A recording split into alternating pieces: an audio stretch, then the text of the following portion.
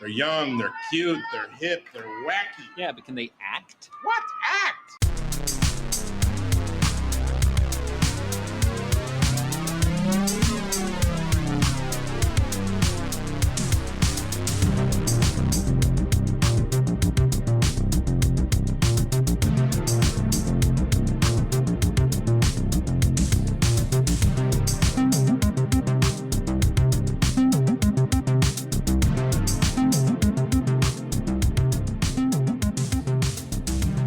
People of the world, every boy and every girl, welcome back to 50% Fresh, a podcast we fucking made up where we revisit old movies not even that old that got weird and bad reviews. They're old insofar as they are out. They ain't already. brand new. Yeah, sorry, I'm yelling. I came in pretty hot to start, didn't I? It's, the spicy picture. So it makes sense it might rile you up a little bit. We did some straightforward takes of the intro, and I didn't like them, so I came in spicy, as you said. What's the movie today? Spicy indeed. They don't just sing. It's the Spice Girls movie, Spice World. No, that's a really mean thing you just said about them. They don't just sing. Who would say that about them? That's like a mean thing to say, right? They said that. It was the tagline. It's on the poster. It's crazy. No, it's not crazy. It's tongue in cheek, is what it is. Sure. But it's from 1997 when the Spice Girls were. It actually aligned fully with their rising popularity. Yeah. Yeah, it was rushed out because shortly after they had put plans in place to make a movie, they had put out an album, and I believe 4 songs from it that were singles hit number 1. So then there was a meeting on November 1st, 1996, between various people that we will detail later. And the following year, November 1st, 1997, they delivered the movie. Finished movie. So between that exact 12-month period, they had a pre-production meeting, came up with some sort of a script, allegedly. Yep. And filmed, did the whole post-production process, and said, here you go. Got some new songs in there even, too. And let me tell you, it shows. It's rough around the edges, I don't know. The best thing about this movie is that if it somehow lets you down, then you're kind of being weird. Or, if you came in thinking like, all right, this is probably pretty good. Yeah, well, I was fully in the bag for this movie. We should from talk the about get-go. that. Let's talk about the Spice Girls and us. So, I was like 6 years old in 1997, and like most other little girls, I was fully enamored with the Spice Girls. It was right there for you, yeah. Oh, of course. That makes sense. Yeah. Mm-hmm. Awesome. So I have a major soft spot for this movie, and I bought it on VHS when it came out. It came with a poster. I believe I still have the poster. Did you kind of have it up for a while, like in one of your places or close to when we first met? You had a Spice Girls poster, Certainly, right? Yeah. Mm-hmm. Yeah. Awesome. It's a relic at this point. That's awesome. You probably told me that before, but that's great. I remember that. Yeah. They were the first concert I ever attended, Spice Girls. That's awesome. Mm-hmm. This tracks, yeah. This is like your... They were like my Beatles, and if I was born in the 60s. Yeah. I had I had the merch. I bought anything that had their faces on it. I had all the Barbies, the little weird trading cards that came with suckers or something like that. I don't know. I don't even know. Whatever they were doing. Whatever they were trying to sell me, I was asking my parents to buy for me. So like the Beatles before you succumbed to the mania they inspired. Spicemania. You had Spicemania. I sure did. It was a chronic case. And have you been vaccinated since, or what do you do? I don't believe in that. Here we are. I mean, you didn't get sick when we watched the movie. I heard that Spice Girls vaccine makes you violently sick if you see... All right, we're wading into dangerous waters here. All right, listen. We don't need to do that. Let's back up. Yeah. What about you, though? You were very much not a 6-year-old girl in 1997. No, I was not. I was, so in 97, I would not have had my birthday yet until October of that year is when I celebrated. I was then 13, into movies and everything else, didn't see Spice World. I think, we talked about it a little bit, I forget, maybe with Basic Instinct and some of the backlash stuff there, where we were just talking about how now I look back in the 90s, I was very aware I'm not going to pretend to be cooler than I was, but I was very aware of that weirdness about everyone thinking Britney Spears and the Spice Girls were so hot, but also they just fucking hated them so much, you know, like, I remember thinking that was a little bit weird and stuff like that. And by no means was I a Spice Girls fan, but I will say, occasionally there would be pop songs I kind of like some of the Spice Girls songs compared to, let's say, the NSYNCs or Backstreet Boys, whatever was going on, because they were just like peppier and up tempo and they just had energy to them, you know. Mm-hmm. So by no means would I ever seek it out or anything, but I never had that like I fucking hate them so fucking much or something. I feel like when you're a 13-year-old boy and that's happening, maybe that was in the air a little bit. I'm glad to hear that. Yeah, no, and again, I mean, who knows? But did you hear about the movie? Were you aware of it? I'm trying to even, you know, I think in that Vegas sense, they have a movie now, and I'm sure it makes sense because I remember, like, I was aware enough of, like, you know, even not being a pop music fan, but pop culture at large, like, they're so big, it just makes sense. Throw them a movie. I don't think I got it. I just got that it wasn't for me. The same way that, like, if like a kid's cartoon turns into a movie. Oh yeah, there's a Rugrats movie or whatever. It's like, it's just not for me, but I get why it would exist. But I just, sure. I think if you'd asked me at a lot of points in my life, if I would have seen Spice World by the end of my life, I would have been surprised to find out that I had. Again, not like saying, hell no, I'll never watch it. It just, you know, it just seemed outside of my... But that being said, I kind of liked it. Oh, yeah. A lot to like in there. If you go in with reasonable expectations and sit with a lifelong Spice Girls fan. So yeah, so that's kind of it, you know, like maybe what you'd expect. Like I said, I was vaguely aware of the Spice Girls. Wannabe especially was a pretty inescapable song, you know. So I think like anyone else, I may have at its peak been a little sick of that, but no big deal. Wasn't that worked up about him. But you mentioned that if younger Mark heard that you would in fact sit through the Spice Girls movie mm-hmm. and kind of enjoy it, mm-hmm. partially enjoy it. I think maybe part of the surprise is you really can't find it anywhere. Yeah. In an odd way. I haven't watched it. I saw it, you know, countless times when I was a kid and I had the VHS. You know, that was not an absurd thing to own and use. I watched it a lot, but then it sort of disappeared in the way that things can in modern times, where it's not really readily available on any streaming platforms. Mm-hmm. And it's also really hard to find it on DVD.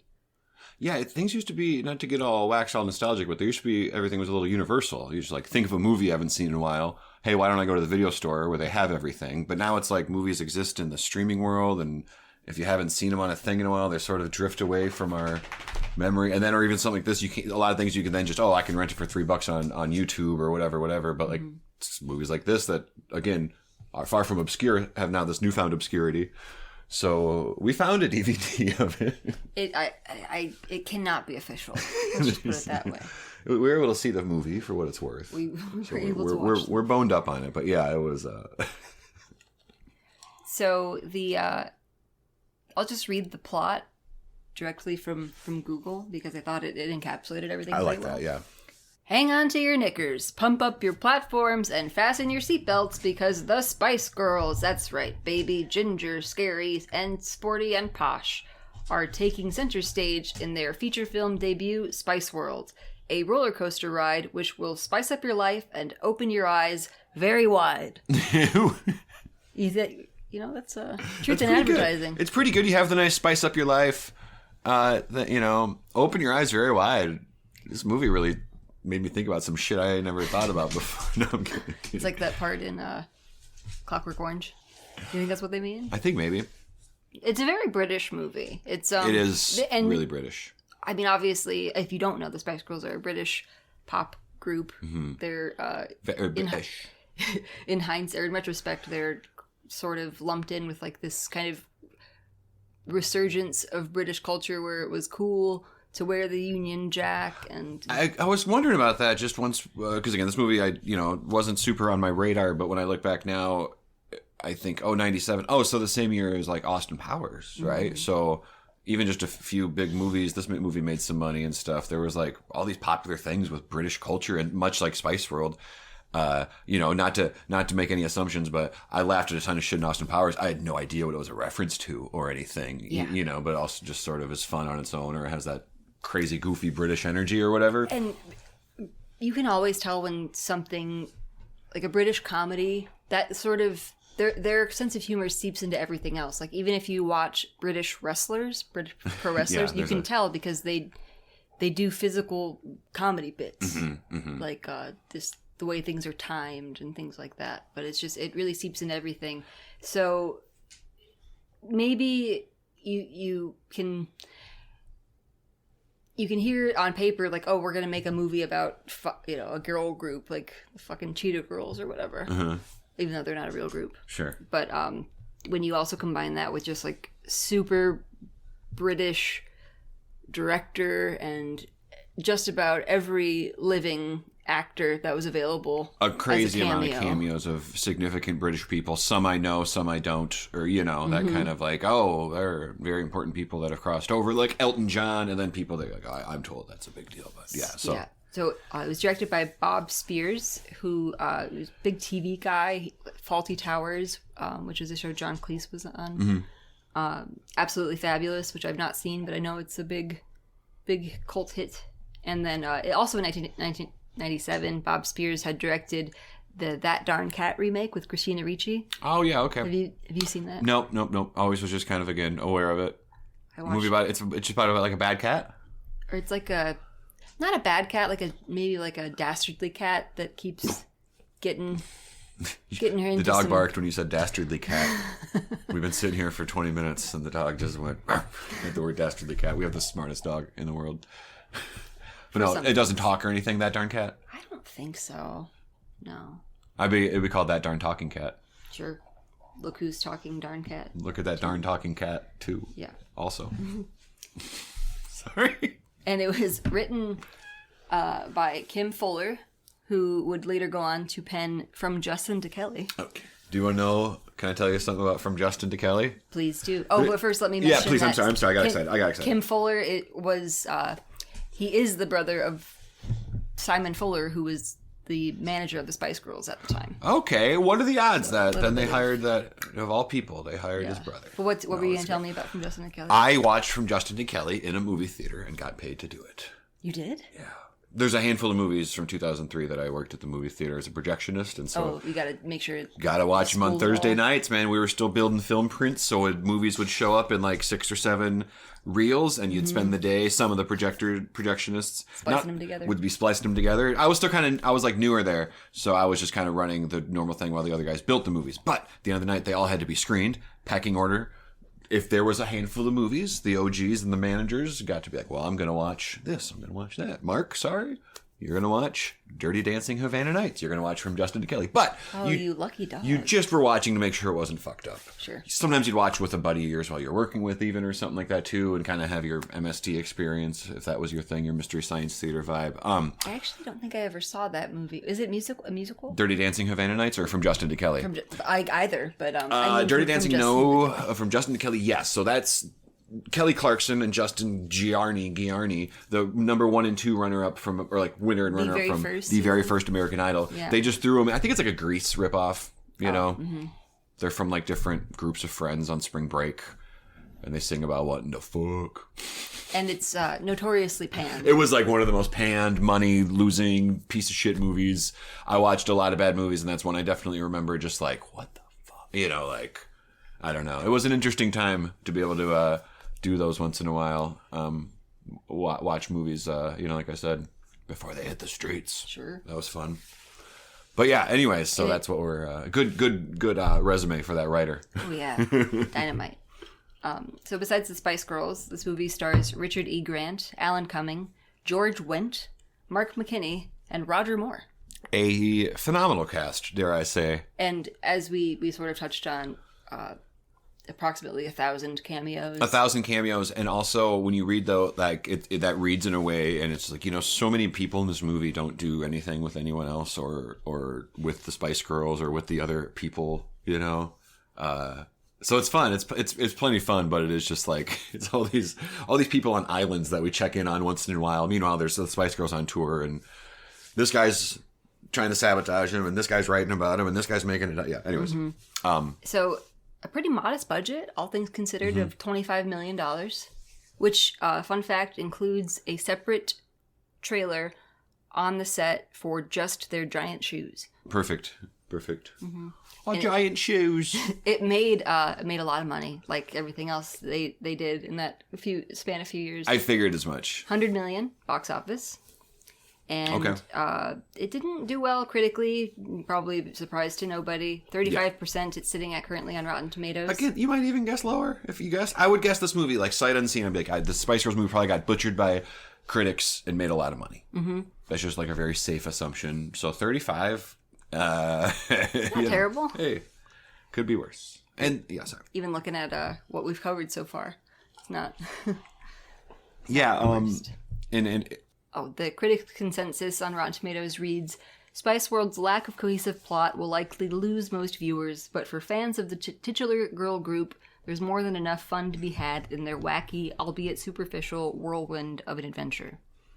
This is a movie, I don't want to say critic proof, but it's a little bit like, just like, who is going to read, like, no review is going to matter more than if you like the Spice Girls or not. Completely. To go see this movie, right? Yeah. I would think. Mm-hmm. I don't like the Spice Girls, but this review is very good, or vice versa. It just doesn't really, it just seems like a weird thing to even, I get that it's their job, but when you spend a lot of energy on your Spice Girls review, it just seems like weird. I don't know.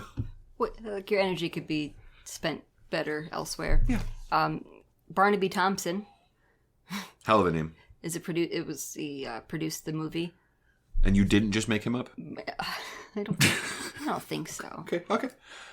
No, it was Bob, but I wanted it to sound more British. Barnaby. He's quoted as saying that they expected it to get bad reviews. He said that it would get a panning was one of the few things we knew for certain. A lot of the reviews were actually surprisingly good because I think people had such low expectations.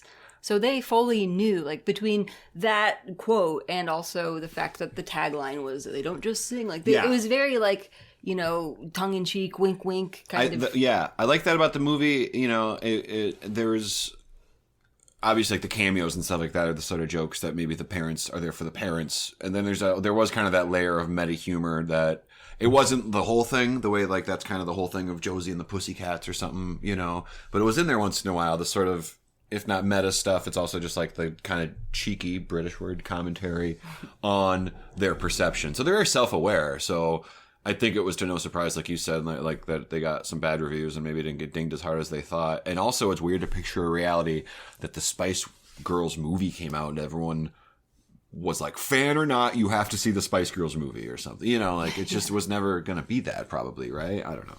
Yeah, it's hard to picture coming to it if you are finding this podcast 40 years from now and you have no earthly idea what the Spice Girls are, then yeah, this movie would be nonsense. It already sort of is. It's like, pretty incoherent now, yeah. It doesn't have a plot. It's kind of all over the place, and we'll get into why that is, because there are very, you know, unsurprising things you learn. Right. Like the Spice Girls openly didn't stick to the script. Their disdain for the script.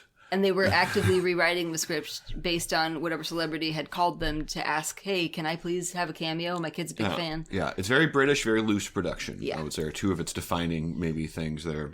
And it's interesting reading about, this movie's been out for 25 years, so there's been all kinds of retrospective articles written, like super thorough ones where they talk to a bunch of people that worked on it. And the consensus is the Spice Girls were super nice, also very boisterous and sort of like there were a lot. They kind of steamrolled people, but in a nice way, where they're like bombarding you with questions, like, "Oh, I love your hair. You got a boyfriend?" Like, you know, just, and they're also notoriously grabby, patting people on the butt, grabbing people's boobs. You know, just like being super. They were saucy, weren't they? Randy, I don't know. The consensus is like they are commiserate professionals.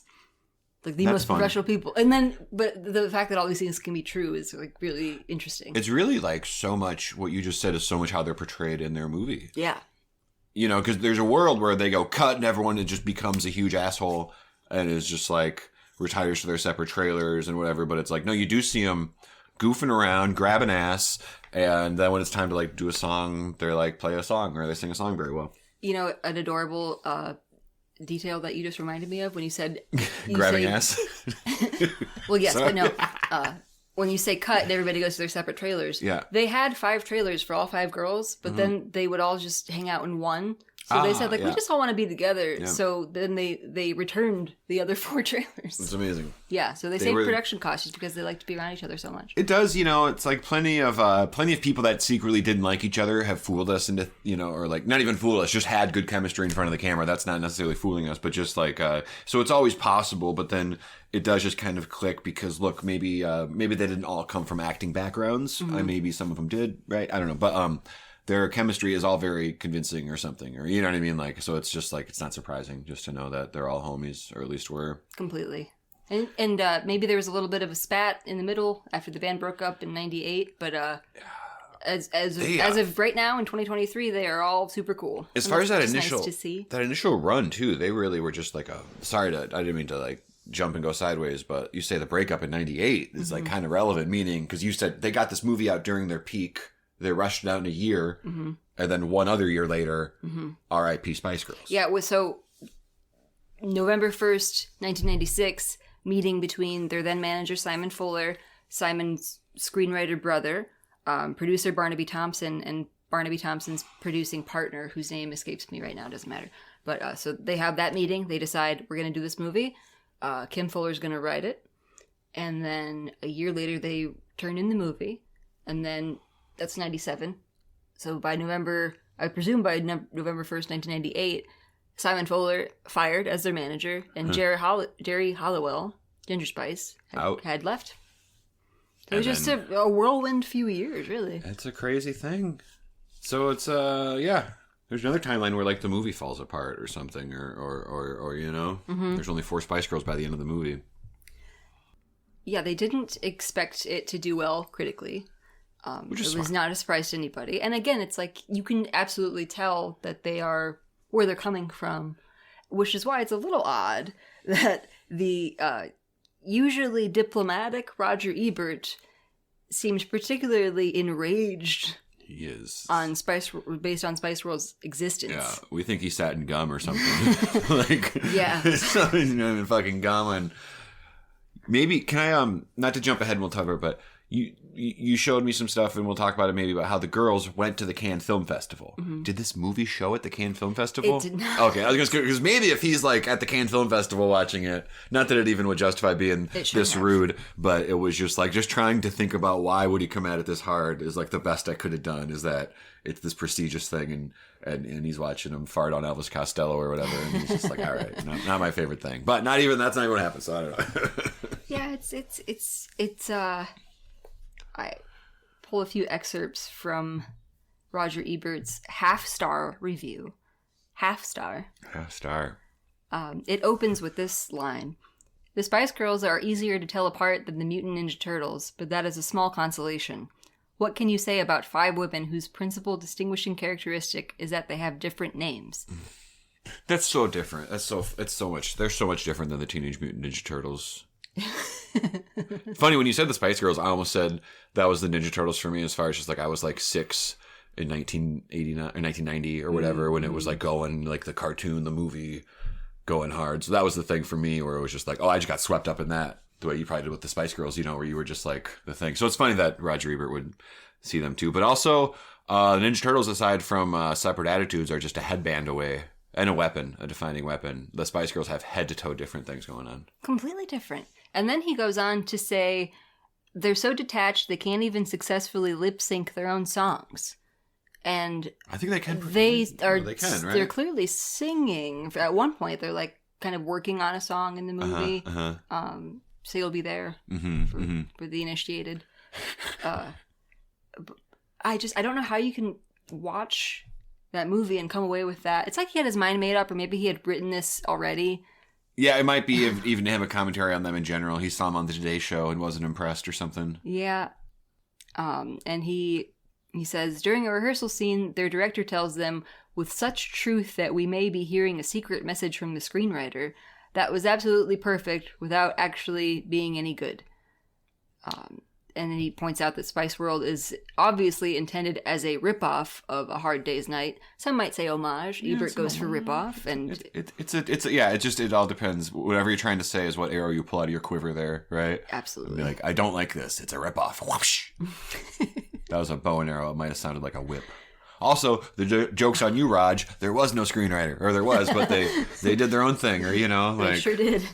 Just careful with your projections. Don't be like, you know what happened here, don't you? The screenwriter snuck in some low-key criticism of the Spice Girls. Like, actually, the Spice Girls fucking walked all over the script and said their own thing, it sounds like. So, And to the delight of everybody around them. Like, by all accounts, the 5 principal cast members being pop stars that don't stick to the script and they learn their lines in the makeup trailer that morning. Like, it might sound stressful and really unenjoyable, but it really seems like everybody had a lot of fun making the movie. Yeah. Which I think just speaks to them being super nice, and even though they're at that point, especially like huge stars, people are asking to be in the movie just because their kids are huge fans. Yeah. Yeah. Right. But so I really don't. I was very surprised by Roger Ebert's review of all this. I have a modified theory. What's that? They didn't show the film at Cannes, but the Spice Girls were at Cannes. Roger Ebert was at Cannes. Oh. Did they grope him? It's Roger Ebert. Oh, come here, you boy. They were all just pinching at him, and he's like, no. And then he saw their movie a month later on a Wednesday. Like, oh, they're like that with everybody. His heart's broken. Maybe he didn't get the cameo. He saw it. Well, apparently Victoria Beckham, Posh Spice, started dating David Beckham right around this time. Oh, they go back that far? I didn't realize that. Yeah, they started... Good for them. There was a new relationship. Are they still together? Mm-hmm. All right. Cheers. Congratulations, guys, if you're listening. I assume they're listening. I mean, if you think about our podcast and the fact that we're not talking about two people, we can play the numbers with 2 people that might be listening, I bet one of them are. It's good odds. Doubles our odds. Oh my gosh, I forgot about this line in Roger Ebert's review. The huge difference, of course, is that the Beatles were talented, while, let's face it, the Spice Girls could be duplicated by any 5 women under the age of 30 standing in line at Dunkin' Donuts. That's insane. He's going to a really nice Dunkin'. If they all click Spice Girls? If they all could pass for Spice Girls... It's like, I'm not even going to, I feel bad. Like, I don't want to do this. I want to point out, this is like a really shitty thing to do. I'm not going to make the joke, but I'm going to point out the joke I'm not going to make. But it's just like, everyone's always made fun of Roger Ebert for being fat. And he's like, well, I could go to Dunkin' Donuts and meet a better woman. And it's like, dude, why don't you just shut up about donuts? What are you doing? You know, like, say anything else right now. It's just not a good burn. It's mean and I don't like it, but it's also just like... Why are you inviting this? It's ineffective or something. I'm just like, when I'm out buying donuts, I see prettier women. You're just like, I don't want to make a fat joke, but like, come on. You're being rude and you're talking about donuts. It's just... You gotta pick one. Be rude or talk about donuts. You know that meme with the kid? And he's like he wants to say something and he's about to burst the vein. It's just like, don't make me this guy. I want to... Oh boy. This isn't me. Jesus. Like, it's absurd. He just rambles on about how much he hates it. Oh, I thought you were saying donuts. No. Scrolling down, and then it's just donuts after Sprinkles, please. No. He says, the Beatles film... Why aren't the girls at Dunkin' Donuts nicer to me? I'm sorry.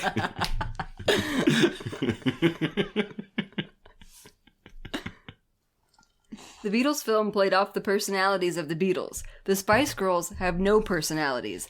Their bodies are carriers for inane chatter. Oh my god, he's getting weird. He's getting real weird. There's a little inane chatterbots steering their bodies around. This is crazy. The Beatles film had such great music that every song in it is beloved all over the world. The Spice Girls music is so bad that even Spice World avoids using any more of it than absolutely necessary. So I'd have to do the math on this. That's a crazy prediction. It's got to be somewhere in the realm of once every 45 seconds, you are hearing a different Spice Girls song. A lot of songs. It's mostly like it's like a unconventional movie or music video. Yeah. Advertising their new album. Yeah. Essentially. And I haven't seen Hard Day's Night in a long time. I'm vaguely familiar with it. I can remember some of the parts pretty well, some not so much, but I'm fairly certain it's loosely the same structure, meaning skitty skit skit, chatty wat bot, well, in the phone booth, oh, what are we all doing in this phone booth? Get out of here, whatever. Yeah. And then they play a song. It's just like, it's like set piece song. It's a wild projection, especially too, again, like I didn't like the music, especially at the time, probably. I'm sure Roger didn't seem to, but like, oh, these number 1 hits, that's just like, You don't have to like it, but it's tough to argue that they're not. I get it. Hey, it ain't the Beatles, but that's just like a tough thing to compare anything to, right? Just because you don't like something doesn't mean that it's bad. Doesn't mean they can be easily replaced by Dunkin' Donuts customers. That's crazy. The closing paragraph is him conducting the Dunkin' Donuts experiment. The Donut Girls put out 2 songs. And they asked him to leave. They asked him to leave the band, and then Sprinkle Spice quit. The band was never the same after that. Pumpkin Spice. I'm sure that joke's never been made. Well, the timing of the 2 were as such that it wasn't that much. Oh, sorry. I was scanning for. I knew there was another like particularly heinous thing that he said in here. Yeah. And yeah, I let's found, go with. So lacking in human characteristics are the girls that when the screenplay falls back on the last resort of the bankrupt filmmaking imagination, a live childbirth scene, they have to import one of their friends to have the baby. She at least had the wit to get pregnant, something beyond the girls since it would involve a relationship and thus an attention span. Bro. She had the wit to get pregnant? What's his fucking problem? Is he okay? Wow, man. You know, they say brevity is the soul wit. I think he thinks it's, getting laid is where wit is going to take you. I'm not to say that it won't, but he seems to make a very cold equation of even saying something beyond the girl since it would involve a relationship. Roger, I got news about the sperm and the egg, pal. They don't care who's holding hands outside there. You know what I mean? Doesn't take much attention either, I don't think. No. But yeah, an attention span? Are you kidding me? We're not talking about raising a kid to the age of 18. We're talking about getting pregnant. If you were to take everything that I read from this and like Photoshop it, you know, when you see like a long 4chan thing, that green text with like the creepy little frog avatar, it's like that could easily be right. This is a little unhinged. It's like a door that is just barely hanging on. There's like one screw of one hinge, maybe. And when Spice World was released in the United States, it, at the time at least, broke records for like the biggest box office weekend that was concurrent with the Super Bowl. Oh, that's good counter programming. Yeah, something for the girls and the kids, whatever, that might not give a shit or something. And I'm not saying like, I'm not necessarily saying that like monetary success equates talent or no, nor does critical evaluation mean something's good or bad. But I just don't understand why he's so vitriolic about all of this, because it really like, and then you watch the movie and it's just very silly, right? Exactly. Very like it's not mean at all. There aren't any jokes that didn't age well. It's like not in a mean way, but just like it's harmless. Harmless, like, it's pretty harmless, and it's not even. I guess and certainly critics like Roger Ebert, like they like sold whole books about like, here's my really witty mean review of a Rob Schneider movie or a Pauly Shore movie, and it's like, oh my God, you have to read his review of The Hot Chick. He really tore it in shreds. And it's just, valiant work, sir. But doing the hard writing. Yeah, so with that, it's like a few things. I think critics just find like the bad offensively bad. It's like an affront to their whole like cultural fucking contribution to the world, where we're here to appreciate cinema, and here's Pauly Shore. I keep going to this, but farting on the rest of the jury or whatever, I just am all fart references. Tia Carrere's in that one, right? I think so. I think Tia Carrere is. Yeah. And now forever, there's now that new really funny show called Jury Duty, and now you'll always there'll be some wire crossing or something when you're trying to IMDb it or whatever else. But yeah, so like, is it that a combination of just like they do personally feel that real, just like this is such a fuck you to cinema. Look at Pauly Shore or the Spice Girls or whatever. But then also like they weren't calling it viral back then, but like were you trying to like have this like. Scathing review. Roger Ebert tears to pieces. They'll be talking about this one. I don't know. Maybe that was the game you played as a newspaper man. I don't know. If that is the intention, that it worked, because I became aware of Roger Ebert's super negative review because all of the retrospective articles they mentioned. Yeah, we're like, the movie's been out for so long. They mentioned like, Roger Ebert's usually pretty measured, but for some reason he just like was really fucking pissed off about this movie. Right, he was. So that's his legacy now. Yeah, as far as this goes. Right, exactly. Yeah, I mean, he's clearly he's written a ton of reviews I liked, and that's part why we're a bit upset about this, because I like Roger Ebert a lot. He generally, I was saying before the show, if I look at a Metacritic thing of a movie or something that I like and didn't get good reviews, so often Roger Ebert has one of the prominent, if not lone, like positive takes on it or something. So hey. But then you read this. His Wet Hot American Summer review was atrocious. What do you do? What do you do? You make a fucking life out of reviewing hundreds and thousands of movies. I get it. I'm not gonna lose any sleep over it, but it's just pretty fucked up. Some of those lines are like crazy. That Dunkin' Donuts thing. And again, like you keep reading about how nice they are and how professional, and they sing about friendship and like the betterment of society through equality. Right. Just like, fuck these women. Right. Your music's terrible. We've talked about it before, and it's maybe just baked into the idea of our show here a little bit, but it's just like, the beauty of one of the cool things about movies, or, be it video games or TV or something, is there's 500 video games and there's 500 cable stations and there's 100 movies. There's something for everybody. And maybe it's not the best thing to be like, hey, one guy, you want to watch them all and tell us what you think? It just seems in hindsight like not like set up to give everything a fair shake. Yeah. Whereas, if you go, hey, Spice Girls fan, you want to write this for the fucking Spice Girls fan? Or just whatever. I don't know. Yeah, that might be a more effective way to go about it. They should rethink everything because of what I said. I'll tell somebody. Thank you. And what's so interesting about reviews like this is that usually there is stuff you can criticize. Sure. Stuff worthy of critique. It's a mess. The movie's a mess. I don't know what happens in it. It's like, why didn't you just focus on that instead of like being blinded by your rage? Right. Clearly some other shit's bothering you right now. Right. Like, I pulled this thing from The Independent. They call it a largely plot-free hodgepodge of celebrity cameos, surrealist dream sequences, TARDIS tour buses, movie pastiches, girl power wisecracking, and close encounters with horny aliens. Yeah, that's what happens. Yeah, that's exactly. At least they're talking about what happens. That is completely accurate. So the horny aliens did nothing for Roger Ebert. Could you tell me that, please? And not tell me that 5 objectively different looking women you've compared to the Ninja... You said that... I don't mean to get stuck on the Ninja Turtles, but... It's just mind-boggling. The Dunkin' Donuts thing, too. It was crazy. What was he... He was all hopped up on sugar that day, I think.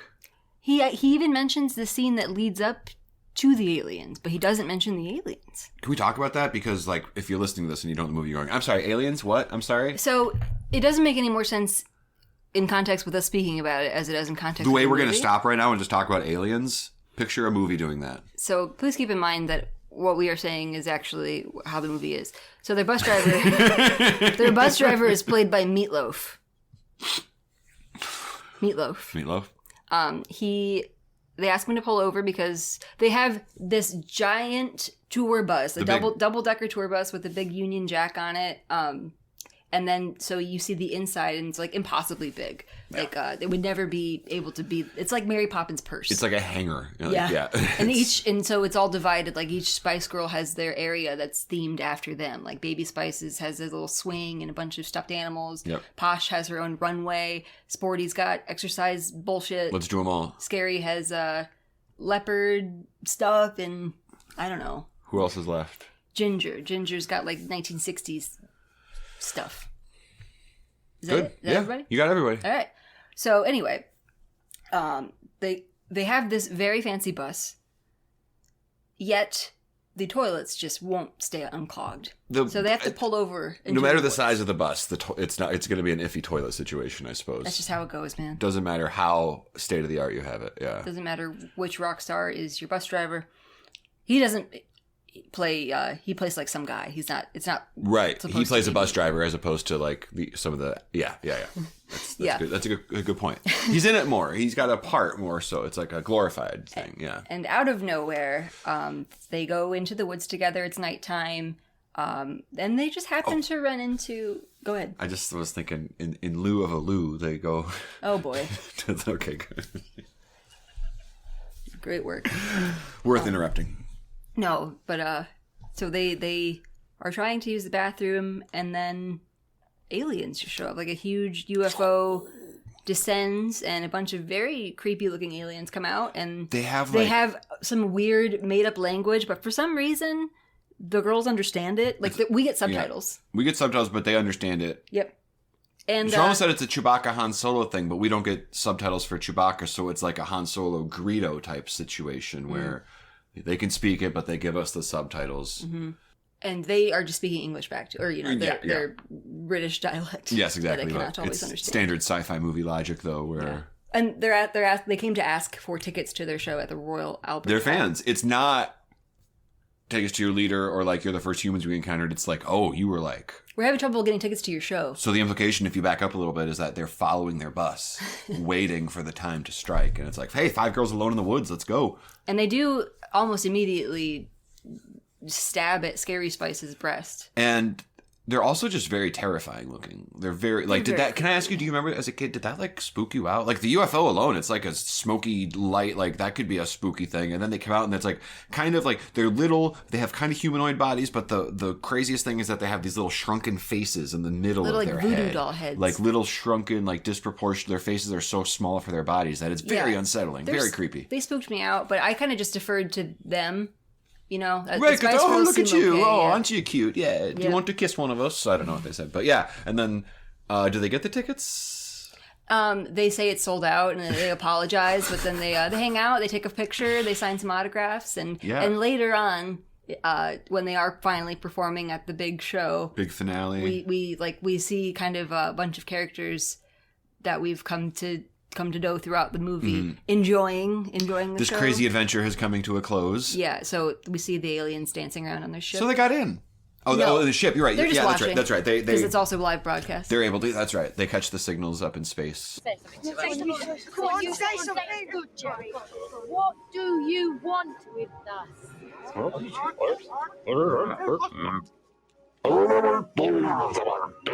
Yes. I'm really sorry, but they've all sold out.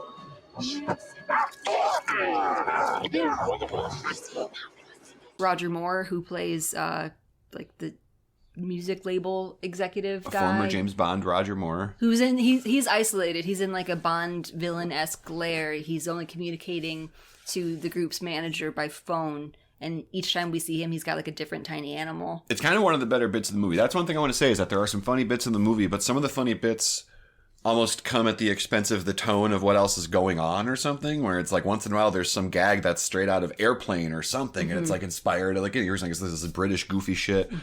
So like that's really funny. Roger Moore's entire thing is he gets on the phone and tells Spice Girls' manager, go sabotage him this way or that. And every time he's got a little kitten, the next time he's got a little piggy. It's like a solid, weird bit. It's really funny. And then... just the little piglet, by the way. Fun fact. Pissed all over Roger Moore's jacket. God. That's so funny. What a pro. What a industry we get ourselves into. Where one day you're playing James Bond, the next day you got pigs pissing on you because you're making the Spice Girls movie. And so that's why I brought it up, by the way. Is like, yeah, you see him also, you know, dancing in the big cavernous white room. Even he is now, like, once he's, it's maybe it's just like whatever you show all the characters, you have Roger Moore, but it's also like, look, man, even the biggest ball breaker of the movie is now vibing to the new songs. Because you just gotta spice up your life. Every boy, every girl, people of the world, we're beyond that anymore. Aliens that we just met, spice up your life. Please stop grabbing me. And even grumpy Roger Ebert noted the Hard Day's Night connection. Sure. But is actually described as a catch-all homage to all of the Beatles films, which was a little lost on me because I don't know those ones so well. I've seen Hard Day's Night, but it was forever ago, and I've never seen any of the other ones. But specifically. So Spicemania, like the whole, at one point they're leaving out the back to avoid any fans, but of course they open the door. I mean, it's telegraphed a mile away. Yeah. The guy's like, don't worry, when we open this door, there's not going to be anybody there, and we'll walk right to the car, and they open the door. It's, you know, every screaming little... And Scary Spice like, oh, fuck me! He's like, whoa! They get one in the movie, we let them have... No, that's not true. And the huge tour bus that we talked about with each individual quarters for each Spice Girl, that's a nod to Help. Cool. Each Beatle has they share a communal house that has 4 front doors. Cool. So that's really fun. The comic bookishness in general of Richard E. Grant's character. He plays the girl's manager, Clifford, I believe. He's got like really monochromatic suits, like emerald green, but every part of it is the same color, just like super elaborate. He looks like a Batman villain. There's this creepy paparazzo that's sort of following them around, trying to take him down. It's like he's J. Jonah Jameson trying to catch Spider-Man doing something bad. Right. Well, he's like the photog that's just like... yeah, just kind of like laying in wait. It's one of the best bits of the movie because maybe there's an escalating sort of silliness of just like, there's a whole conversation, then the camera pans and it's like, oh, he comes out of something silly or like... he's a literal toilet. Like his head's coming out of the toilet or something. Yeah, that's funny stuff. But I like that. Played by Richard O'Brien from Rocky Horror Picture Show, among other things. As creepy as ever, perfect as the paparazzo. When he's hired, there's like a tabloid magazine that's sort of just, I guess the guy's upset by the Spice Girls' popularity, not unlike Roger Ebert. Yeah. And he is talking to an underling and says, we need to take these girls down. I'm sick of hearing about them. So they decide to hire creepy paparazzo. Yeah. And he just sort of appears, I think, and has pictures like, here's you in the elevator picking your nose. Yeah, he's showing the editor like, I already have dirt on you. I'm like, I'm the guy. Yeah, I'm the guy for the job. And maybe we could insert a clip here of when he says, "Yeah, 8:55. You in the lift picking your nose. Another bogey breakfast. He's good. You again, behind the bike sheds with Eileen Winters when you were 12. He's very good." And that's a good bit too. And I when I was watching, I thought this doesn't make sense, and then I quickly thought, no, actually, it's actually pretty funny. Where here's these guys at, I forget, was it newspaper or magazine or what's their deal? Tabloid magazine. Tabloid something. Yeah. And he's like, they're running all this stuff on the Spice Girls, and then he's like, you know what? I'm sick of hearing about the Spice Girls. Let's take them down. And in my head, I'm like, well, this doesn't make sense because they're running stuff about the Spice Girls all the time. But then I thought, but no, isn't that what it was like though? Isn't that actually pretty cutting satire, even if it's not particularly complex? It's just like, yeah, like, well, fucking stop writing about them. Get them out of your head all the time. And like, there's always going to be pop stars and pop music, and we talk about that. People get so crazy mad about it, and some of it is because this cycle of I'm sick of hearing about them all the fucking time. And so it is just like, when then the media that put them out all the time also then joins in on the backlash and is like, aren't these girls the fucking worst? It's like, well, yeah, but like, you shoved them down my throat for a while and whatever. So yeah, I thought that was pretty clever. Totally. And there's also references to the Beatles' Magical Mystery Tour in this one particularly out there kind of, I'm not sure where that came from or why this is included in the movie, but they see like a drill sergeant, but he's a drill sergeant for dancing, choreographed dancing. He'll help you dance for the war. And I always knew like this must be a cameo because it felt like it. Yeah. And it is. It's Michael Barrymore. Kind of an unintelligible drill sergeant guy named Mr. Step. And then we also see dream sequences kind of flash forwards to the Spice Girls as older ladies. With kids. Right. And then the alien thing is also more in the vein of Magical Mystery Tour. I've never seen that one. I just know it has the reputation for being like, we all agree that the Beatles were like the great rock band. We also agree like they did a few too many drugs for a year or two. And you know what? They came out all right. So that's fine. Like that happened. There it is if you want it. We're just not going to talk too much about it, I think is where we're at with that, right? Mm-hmm. We talked a lot about Hard Day's Night. We all love the White Album. There's some years. And then, we tolerate the Ravi Shankar stuff. Yeah, exactly right. There's some things you're going to have to endure if you go through the whole discography, and they involve sitars and way too much acid. Yeah. And some people, maybe that's your favorite shit. Maybe that's your jam. Cheers. Yeah. Cool. Nice. It takes all kinds. It does. So the Spice Girls had been a unit for a few years by the time production started on all this. Mm-hmm. But making a movie was always part of the plan.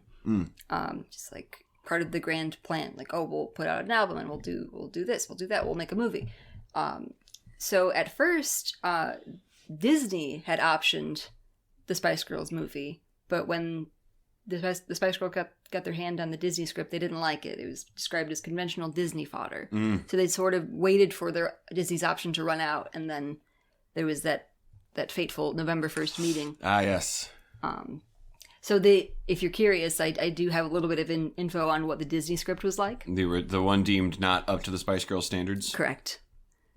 Below Spice par. The girls were fictionalized to a certain extent. This is Kim Fuller talking, the screenwriter of Spice World. The girls were fictionalized to a certain extent. There was a single mother. One of the girls was supporting an ill relative, and they ended up being globally famous. Which... Don't most of those things happen in the movie? Well, in the finished movie? Supporting an ill relative? That's the one thing, yeah. But you got a pregnant friend in there in global fame, right? Yeah, but Mark McKinney plays... So there's this also like kind of meta over thing happening during the movie where Mark McKinney and George Wendt from Cheers are playing like a Hollywood executive and a screenwriter that are trying to get a movie made about the Spice Girls. So they're meeting at certain points. They're meeting with Clifford, the Spice Girls manager, kind of pitching him different ideas. Like the movie could be this, the movie could be that. And by the end, I'm not sure if we're meant to have been watching the Spice Girls movie. It's not all the way fleshed out. It's like an unclear, twisty meta thing. It's like, it's funny. I didn't think, if like before, I didn't think I'd ever watch Spice World. I certainly didn't think I'd compare it to Charlie Kaufman's movie adaptation. But it's like pseudo that, where the thing in the movie adaptation is, by the end, it's like a different character has taken over the screenwriting of the movie you're watching, essentially, might be a way to describe it. And it feels like, is that what happened here? By the end, you realize you're just in the thing that had been kind of talked about. For example, this pitch of theirs, but then it doesn't all the way add up. It doesn't make you go, oh, aha, that's the thing of the whole movie. You just go, wait. So at some point, it started being like extra bullshit because it's just Mark McKinney from Kids in the Hall. You know what I mean? Like, yeah, so is the Mark I McKinney lost stuff it. part of the movie too? I'm so confused. Yeah, if we're in his pitch, he's pitching, also, I'll be sitting here telling you about this after the boat chase. So let me just finish that thought real quick to put a button on it. I'm pretty sure that the sick relative and then they become global superstars as means to support their sick relative. Yeah. That's something that Mark McKinney pitches in the movie. Oh, that's funny. And then it's like, you know. So they snuck in a dig at the first draft. Yeah. Clever. Sort of the climax of the movie, since the whole thing is about them preparing for the show at the Royal Albert Hall, the one that the aliens wanted tickets to. Yeah. It's big show. It's described as their first live show, and I'm not sure how that is possible. That's like a thing that they say it at one point. During the movie, I said to Taylor, did they mention this show? Did they say this is going to be their first concert ever? And you were like, I think they might have. And then later they say it some more. So we were a little bit like, huh? And then they say it again a few times. We're like, yeah, they definitely keep saying, oh, their first ever concert. Not at the hall, not in London, not, first concert. First concert. Okay. First concert. We see them practicing all the time, presumably for this one concert they're going to have. Performing in front of crowds, but they're not concerts. It's like sparring. Reason. That's not boxing. You're just getting ready for the real one. I don't know. It's only a concert if it's performed in France. That's right. Otherwise, it's just a sparkling show.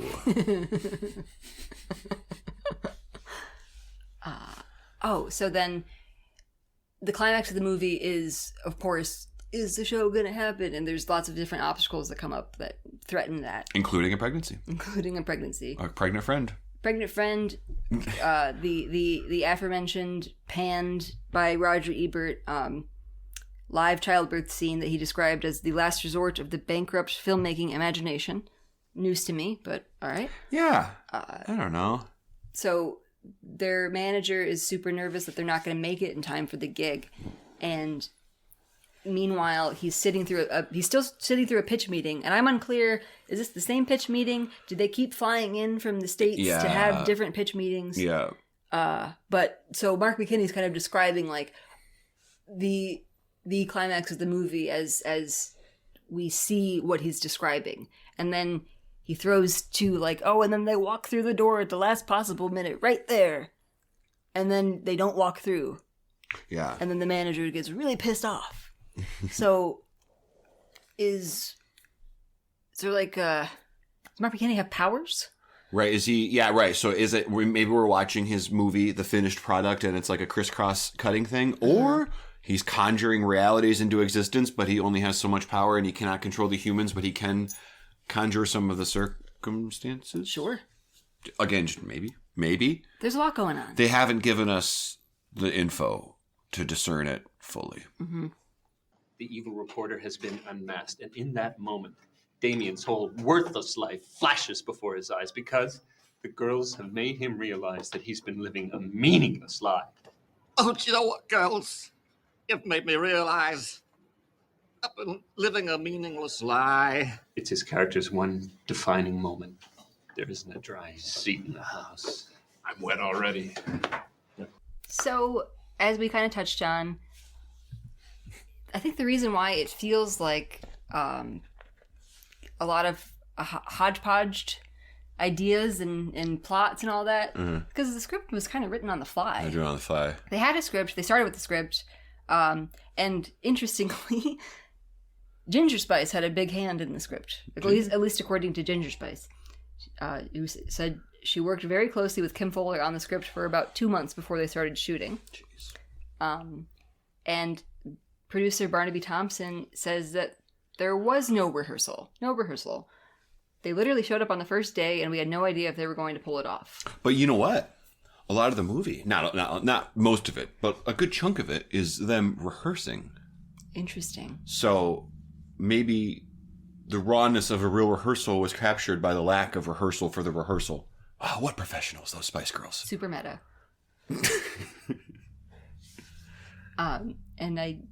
So yeah, they didn't know their lines because it sounds like they were being rewritten constantly. Kim Fuller, one of the screenwriters, says that he would go into like their hairdressing trailer as they were getting their hair and makeup done, and he'd hand them all their pages, and then they'd rehearse and run through it, and then Bob, the director, would get there, and then they'd shoot it, and that was kind of it. There you go. And the Spice Girls said that they never stuck to the script. They all contributed their own little sparkle on top of it. That's the word Mel B used. And I didn't find any more info about this thing in particular, but screenwriter Kim Fuller says, the script lady went berserk and nearly resigned because we kept changing everything. There were a lot of flowers, and we consoled her for a while, and everything was fine after that. They brought her flowers. Sorry, we keep changing the lines. Changing everything. Please come back to work. Yeah. We need you. And we'll also stop groping you. back to the producer, Thompson, says they were writing the script while they were shooting it. The Spice Girls were recording songs while they were shooting. The big song, Spice Up Your Life, was written during production.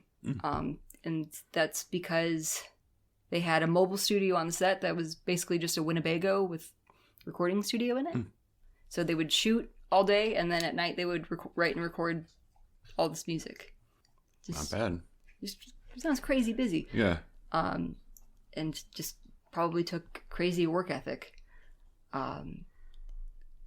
I got the producer saying, we could have got very uptight about the fact that we've got 5,000 people in the Albert Hall and we don't have a song yet. But there was a level of trust that they would deliver. And they did. So all's well that ends well. Yeah.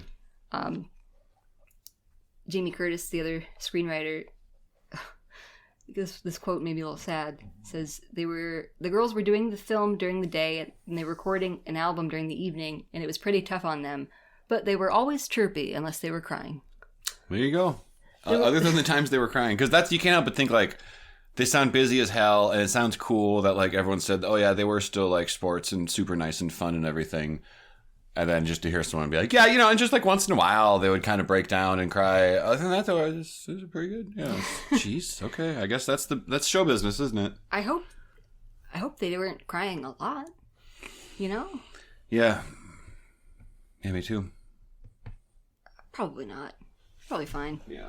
So, and as we sort of discussed, like the Spicemania scenes where big crowds were freaking out and stuff, not unlike Basic Instinct, the production of that, there were crowds kind of disrupting production, but for different reasons. Oh, sure, yeah. They were not. They weren't these protesting people what were Spice not- World was doing to women? No. At large? Okay. There were no protests on the set of Spice World, but there were just like fans. And Kim Fuller, the screenwriter, says it was a bit daft. Instead of using extras, we could have just filmed the real crowd half the time. Right. It's like there's some line on one side is the crowd, the movie extras pretending to be a crowd, and then on the other line is like a somehow even more fervent, like, yeah, we really do love the Spice Girls. And That would probably help your acting. Like, look, hey, can you be like them over there? they had a big problem because they're huge stars, so like they're trying to block views with like barricades and curtains, because people keep trying to breach the set. And it says during a location shoot at a stately home near a farm, paparazzi disguised themselves as a pantomime cow trying to get shots of the girls. They on did set. the 2-man cow suit. Shut the fuck up.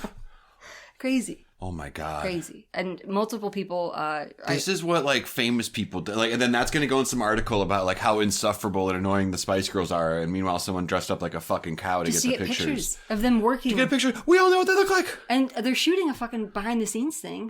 Can you just wait? You'll see everything. It's important to get, but these cow shots though, with shot from the field, are really something else. Multiple people that worked on the film described one thing that happened as a mini riot. Ooh. Mini riot. Aw, that sounds kind of cute. It was really small. It was like all the fans are little kids. So Yeah, mini little riot. kids, the last 40 seconds. Mini riots. Mini riot. Mini cops. You know. The smallest ambulances you've ever seen. Yeah. So during filming, when they had all these huge crowds, the Spice Girls would like go try to appease the crowds, say hi to people, Sure. sign the shit, take the Yeah, pictures, do yeah. all the thing. But it seemed like that that all it did was like make them more fervent. Yeah. So it kind of just like escalated. Richard E. Curtis described it as a mini riot, and then Ginger Spice described it as a mini riot. Police were called. I don't have any details. Right. Did they kick the shit out of each other, or did they loot or anything? We don't know. I think it was probably like it sounds like they got a little overzealous and tried to. Maybe a barricade got Breach. breached or something. Yeah. Maybe a security guard got his clothes scuffled or something. So as we mentioned, Mm-hmm. they turned the movie in within 1 year.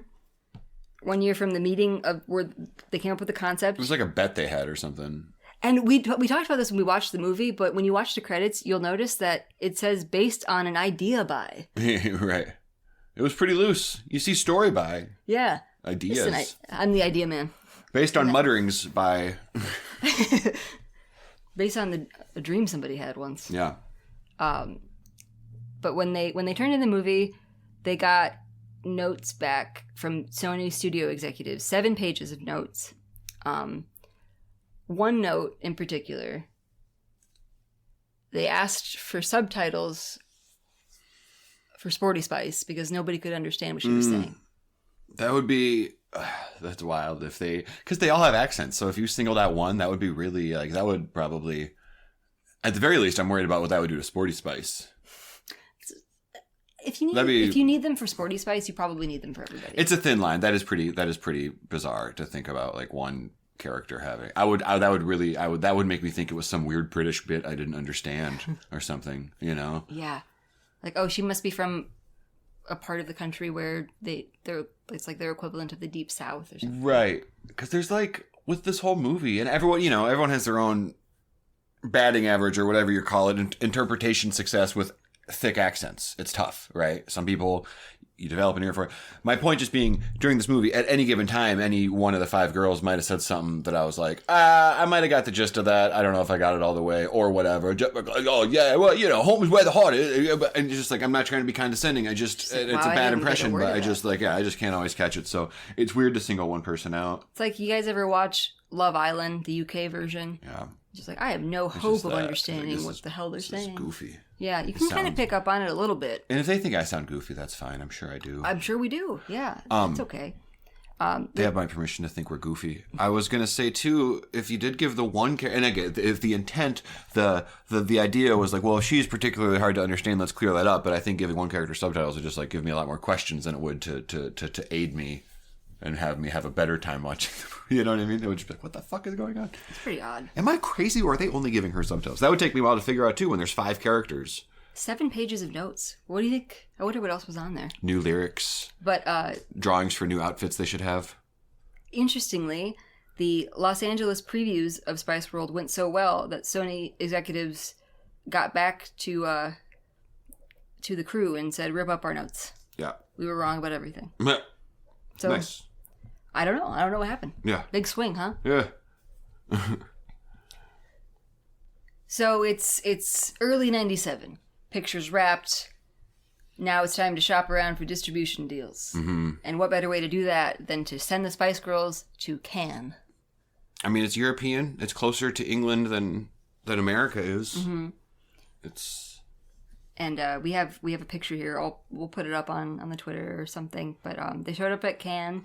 All 5 of them were wearing headscarves as a nod to Grace Kelly, and was wearing like super colorful outfits. And they basically just went there to kind of advertise the girls in the movie, and it worked. They caused quite a whole little thing. And one thing they did in particular was they organized like a photo op where they stood the Spice Girls on the canopy of a fancy hotel, the Martinez Hotel, and they put out a call like, "Hey, you can come take pictures of the girls. We're going to be here." And between 5,000 to 10,000 people were outside. Quote, allegedly, they went bonkers, according to this thing that I found. Well, how about that? And it's just funny to see, like if you look at pictures of the Spice Girls at the peak of their fame, you see them like pictures meeting the Queen, meeting all the British royalty, probably not super surprising. But then there's one that I found, they're meeting Nelson Mandela, and Nelson Mandela looks so happy. That's awesome. And he went on to later say that like, "Oh, that was awesome. I love these Spice Girls." Like years later. The Mandela effect originally was when you meet your favorite pop star and kind of get a little dizzy, but then another thing happened. And again, that's what I remember the Mandela effect being, at least. Yeah, I'll corroborate. I'm with sorry. You there. But I'm a little surprised that they didn't get him to be in the movie, because just about every other living celebrity was in this movie in some capacity. Certainly the British ones. The ones that have like substantial parts, lots of scenes, lots of lines that we've talked about. Alan Cumming as the documentarian. I liked, he said, quote, "I bludgeoned my way into this. It's like my dream come true to work on this film."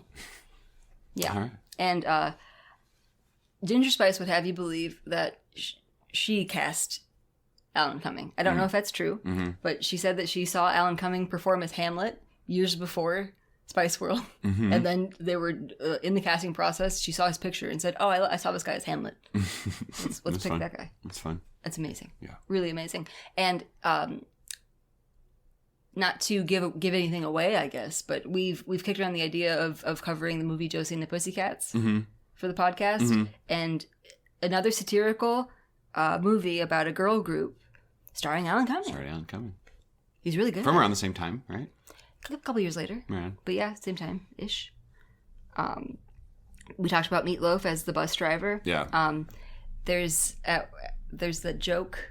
Yeah, we should put it in or something. That's like really good. Okay, yeah. Yeah. I don't understand how all the toilets can break down at the same time.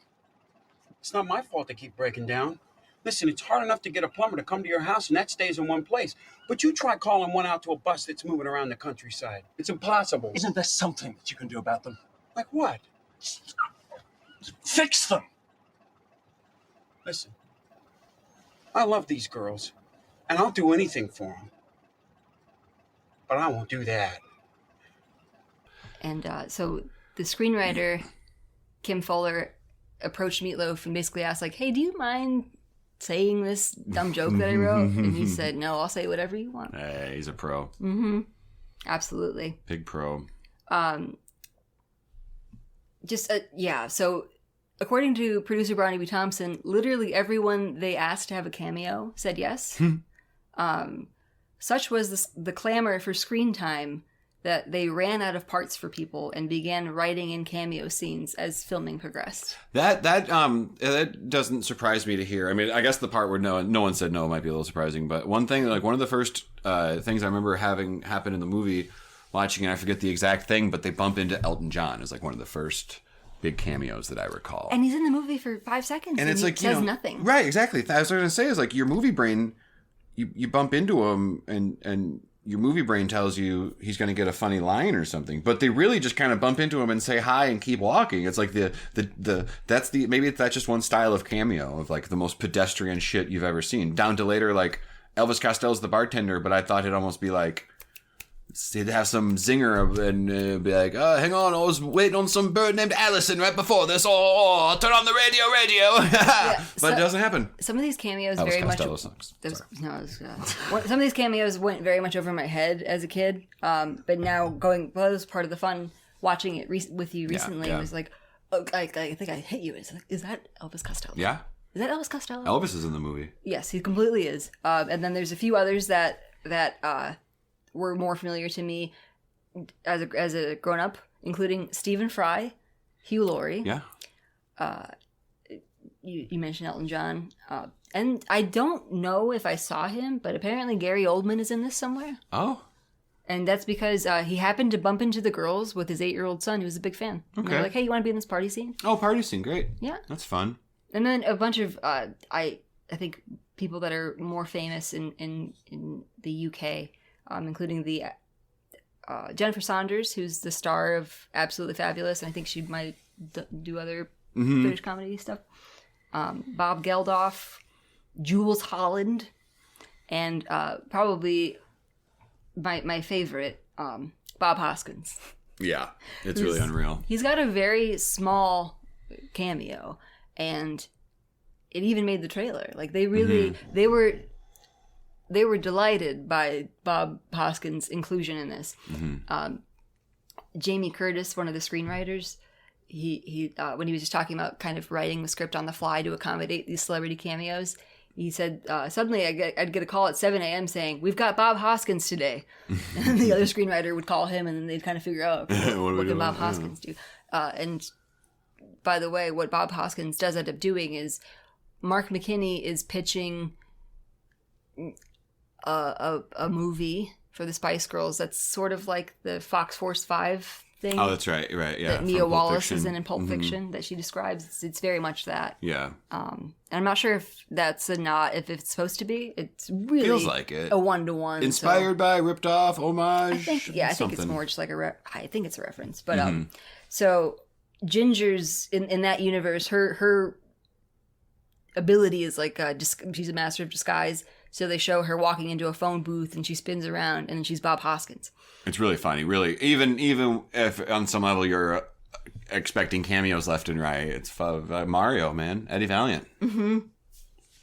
And I found a gushing quote from Sporty Spice. How excited they were to have Bob Hoskins be on the cast. And I really liked that a lot. Who knew? Yeah.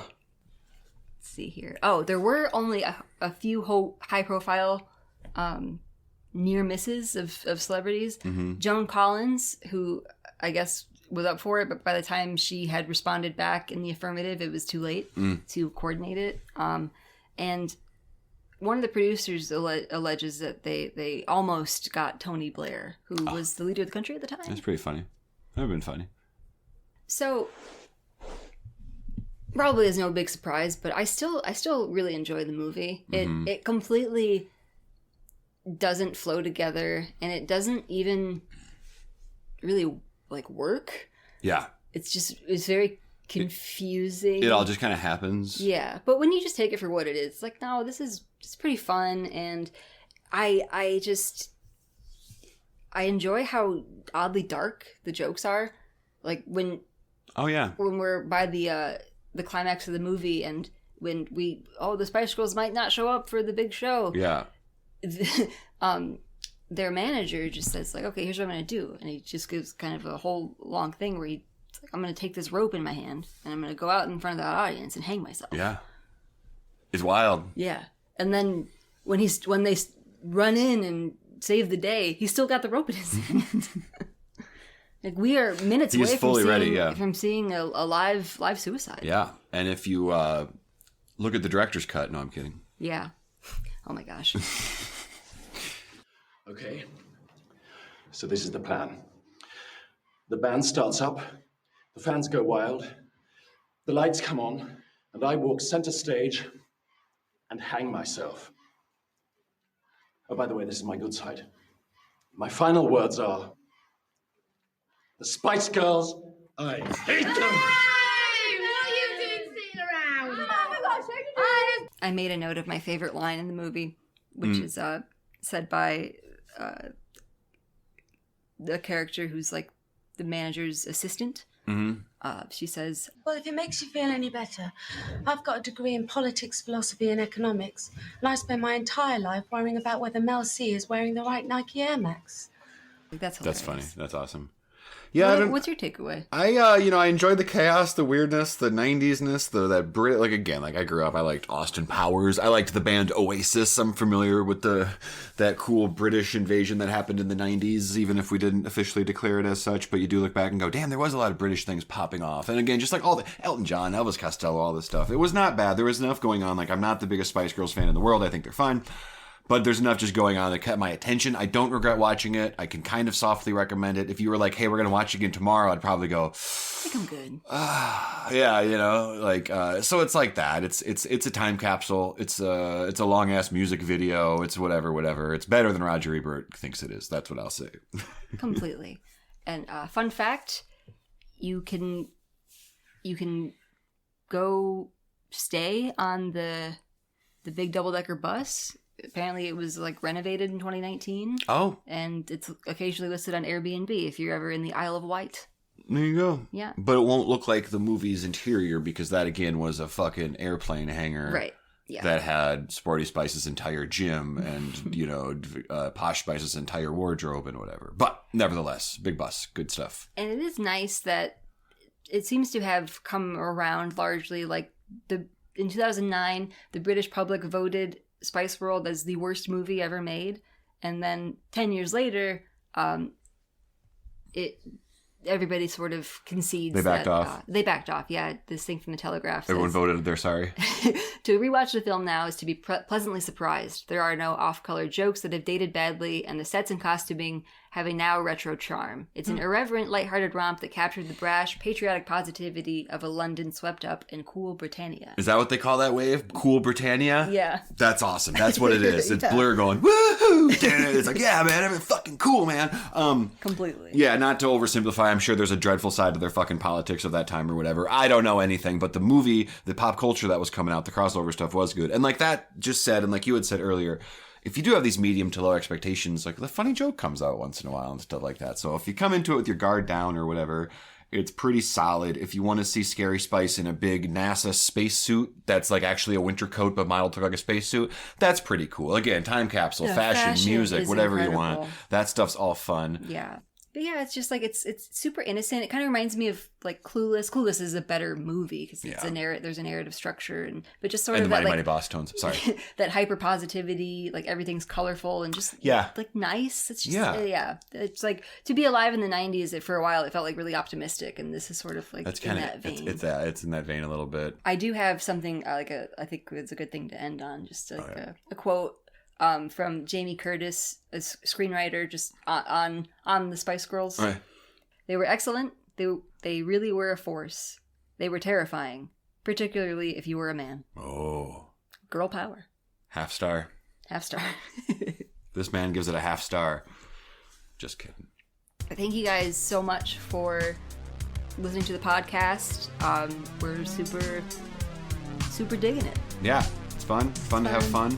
We're enjoying it. We're get video clips. We're going to promote it. Might upgrade our equipment. Might get our dog to start barking and chewing less during it. Maybe. A lot of big plans. Hey, we appreciate everyone listening. And double thank you to both sets of our folks for always checking it out and saying nice stuff. And again, I apologize for the things I said on the Basic Instinct episode. That's a general. Like, that's not just for our fans. Sorry to everyone. Colors of the world. Spice up your life.